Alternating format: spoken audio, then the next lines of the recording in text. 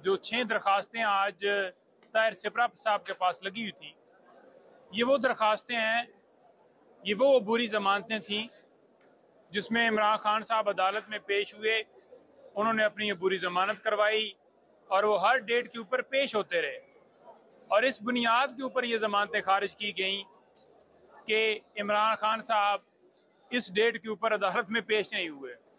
कितनी अफसोस की बात है, कितनी मुज़क्का खेज बात है कि इमरान खान साहब जेल में हैं, पाबंद सलासल हैं और जेल के अंदर वो क्योंकि उनको कैद किया गया है तो उनको पेश करवाना सरकार का काम है, सरकार की ड्यूटी है कि वो पेश करवाएं।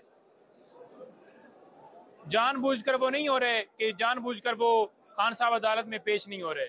हमेशा ये तब कहा जाता है कि फलाना एक्यूज जो है वो अदालत में पेश नहीं हुआ तो अदम हाजिरी की वजह से ये जमानतें उसकी खारिज की जाती हैं, यानी कि उसकी इंटेंशन हो वो जानबूझकर अदालत से भागा हुआ हो। तो ऐसा नहीं है। खान साहब तो क्योंकि गिरफ्तार हुए और उसके बाद उन्हें जेल में डाल दिया गया, तो जब जेल में डाले गए हैं तो उसके बाद पेश करना सरकार का काम है। अब सरकार क्या कहती है जी इसके ऊपर? सरकार कहती है जी कि सिक्योरिटी के इंतजाम ठीक नहीं है, सरकार कहती है जी ऑफिशियल सीक्रेट एक्ट की कार्रवाई चल रही है। बात यह है कि जब 26 घंटे ऑपरेशन जमान पार्क में किया गया एक वारंट की तामील के लिए, जो कि सिर्फ इसलिए होता है कि वो बंदा मुतलका कोर्ट में पेश हो, तो वो जो किया गया वो क्यों किया गया कि इमरान खान साहब पेश हों? प्रेशर क्यों डाला गया?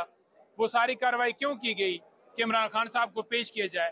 खान साहब पेश क्यों नहीं हो रहे थे? खान साहब इस वजह से पेश नहीं हो रहे थे कि वजीराबाद में हमला हुआ, इमरान खान साहब को इंजरीज थी, मेडिकल रेस्ट के ऊपर थे, हमने कानून के मुताबिक एग्जाम्पशंस फाइल की, हमें एग्जाम्पशंस मिलती रहीं इसी बुनियाद के ऊपर कि वो पेश नहीं हो सकते क्योंकि मेडिकली वो फिट नहीं है और सिक्योरिटी के खदशात थे। F8 कचहरी में F8 में रोजाना वाक़े होते थे, उन दिनों भी एक ताज़ा मर्डर हुआ था, तो हमने कहा कि जुडिशल कम्प्लेक्स में वो पेश होंगे जब ट्रांसफ़र की जाएंगी अदालतें, और बाद में ट्रांसफ़र हुई और उनकी सेहत ठीक हुई और वो पेश हुए। उस वक्त सारे ऑपरेशन हो रहे थे।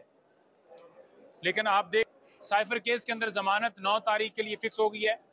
नैब अलकादर ट्रस्ट केस, तोशा खाना नैब वाला केस, वो भी 9 तारीख के लिए फिक्स हो गया इस्लामाबाद हाई कोर्ट में, और हम पूरी उम्मीद करते हैं कि मेरिट के ऊपर फैसला दिया जाएगा और खान साहब की जमानत फौरन। साइफर केस के अंदर तो देर करनी नहीं चाहिए क्योंकि ये हमारे लिए बैस कौम एक शर्मिंदगी वाला मामला है कि बाहर से धमकी मिलती है और हम अपनी हुकूमत जो चल रही है, बेहतरीन मईशत जो है वो रेट जा रहा है, और उस धमकी की सूरत में वजीर आजम को हटा भी देते हैं और साथ ही हटा के उसे गिरफ्तार करके FIR भी देकर अमेरिका को कापी भिजवा देते हैं कि ये लें जी आपके हुक्म की तामील होगी। प्राइम मिनिस्टर जो हल्फ लेता है उस हल्फ के अंदर ये शामिल है कि कोई भी ऐसा मामला जो अपनी जो मुल्क के अंदर जो अपनी कौम को वो बताना जरूरी समझे तो वो बता सकता है। ये प्रोटेक्शन उनका हल्फ देता है, ये उनके हल्फ में शामिल है। तो उन्होंने क्यों बताया? उन्होंने इसलिए बताया क्योंकि हमारे इंटरनल मामलात के अंदर मुदाखलत की गई और उनका ये फर्ज था कि वो बताएं, और कोड्स नहीं शेयर किए गए बल्कि जो साइफर था उसको डीक्लासिफाइड किया गया। डीक्लासिफाइड करके उसका तर्जमा, उसका मफहूम जो है वो कौम को बताया गया कि इस तरह से हमारे अंदरूनी मामलात में मुदाखलत हो रही है।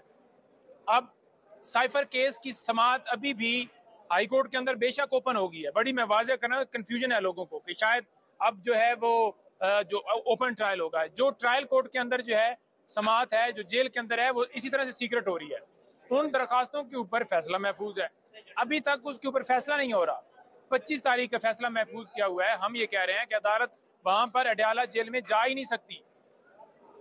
अदालत को जो शिफ्ट किया गया है, वो जो नोटिफिकेशन है, वो नोटिफिकेशन को कलअदम करार दिया जाए। उसके ऊपर 25 तारीख का फैसला महफूज है, वो फैसला नहीं सुनाए। फैसले महफूज कर ली जाते हैं, फैसले नहीं सुनाए जाते। दरखास्तें लगती हैं, दरखास्तें एडजर्न कर दी जाती हैं। तो इसे कहते हैं कि जो आर्टिकल 10A के तहत फेयर ट्रायल नहीं मिल रहा, ड्यू प्रोसेस नहीं हो रहा। तो हम ये इस्लामाबाद हाई कोर्ट से भी इल्तिजा करते हैं कि तमाम दरखास्तों के ऊपर फैसला दिया जाए। सुप्रीम कोर्ट से भी इस्तदा करते हैं कि वहां पर 90 डेज के अंदर इलेक्शन वाला मामला पेंडिंग है, ऑफिशियल सीक्रेट एक्ट और आर्मी तरमीमी एक्ट के अंदर जो दरखास्त तरमीमी जो बिल किया था उसके ऊपर दी हुई है वो पेंडिंग है। और इसके साथ साथ वहां पर जो सिविलियन का मिलिट्री ट्रायल है नहीं हो सकता, इस हवाले से दरखास्त पेंडिंग है। वो नहीं हो रहा डिसाइड। जो लोग इस वक्त गिरफ्तार हैं, जिन लोगों को जेलों में डाला गया है, जो बेगुनाह इस वक्त कैद है, उनकी जमानत उनकी दरखास्तें नहीं लग रही, बेंच लगते हैं, बेंच टूट जाते हैं। तमाम जो हमारे मुल्क के जो शहरी, आपके बच्चे, आपकी बहनें, आपकी बेटियां, ये सुप्रीम कोर्ट से हम मुतालबा कर रहे हैं कि उनके ऊपर नोटिस लें और उनको इंसाफ दें। वो आपकी तरफ सारे देख रहे हैं, ये पूरी कौम आपकी तरफ देख रही है। और जब सुप्रीम कोर्ट स्टैंड ले जाएगी तो बाकी जितनी अदालतें हैं पूरे मुल्क के अंदर, तमाम को हौसला मिलेगा। और तमाम के ऊपर जो प्रेशर डाला गया है कि जब कोई अदालत फैसला करने लगती है तो अदालत के सामने आकर जो है वो प्रेस कॉन्फ्रेंस की जाती हैं और फिर जो है वो एहतजाज किया जाता है और लोग बुलाए जाते हैं कि आप जाएं कॉन्स्टिट्यूशन एवेन्यू के सामने आकर एहतजाज करें, जहां पर जलसा एहतजाज की पाबंदी है। हुकूमत जो है प्रोटेक्शन दे रही है कि आप जाएं, वो जंगले क्रॉस करके अंदर जाते हैं। तो ये मुल्क के अंदर हाल है। कोई सवाल है तो आप कल आपकी लीगल टीम की मुलाकात हुई है खान साहब से, उस्मान डार का भी जिक्र किया होगा, जो संगीन इल्जाम लगाए गए। तो खान साहब का रिएक्शन क्या था? कल जमान पार्क भी पुलिस पहुंच गई, अडयाला भी पहुंच गई, आपको केक नहीं काटने दिया गया, इस पर आप क्या कहेंगे? देखिए, पहली बात तो यह है कि जब जमानत की समाअत हो रही थी तो उस वक्त भी 12 रुकनी लीगल टीम को बाकायदा परमिशन थी और उन्होंने जाकर मिलना था, लेकिन रोक लिया गया, घंटा डेढ़ खड़े किया रखा और एंड पे ये कहा गया कि आपकी इजाजत नहीं है जी, 2 लोग आ जाएं जी, 3 लोग आ जाएं जी। क्लर्क तक का नाम दिया हुआ था और कहते थे कि एक बंदा और काम कर दें। अब जब कल मुलाकात के लिए हमने बाकायदा कोर्ट से रजू किया, परमिशन लेकर गए हैं और वहां पर जाकर इस्तदा किया है कि हमें मिलने दिया जाए, कोर्ट के ऑर्डर हैं, खुद ही सुप्रिटेंडेंट साहब और जो जेल अथॉरिटी वो कह रही हैं कि जो डे फिक्स होगा उस डे के ऊपर आपकी मुलाकात करवाई जाएगी। तो फिर क्यों नहीं मुलाकात की फिर कल इजाजत दी गई? जो डायरेक्शन ऊपर से मिलती हैं उस हिसाब से मुलाकात की इजाजत दे दी जाती है। उस्मान डार के हवाले से स्टेटमेंट जो है, जो आप पूछ रहे थे सवाल, वो मेरी उनसे, क्योंकि मुलाकात उन्होंने पाबंदी लगा दी ऊपर से जो डायरेक्शंस है, तो जो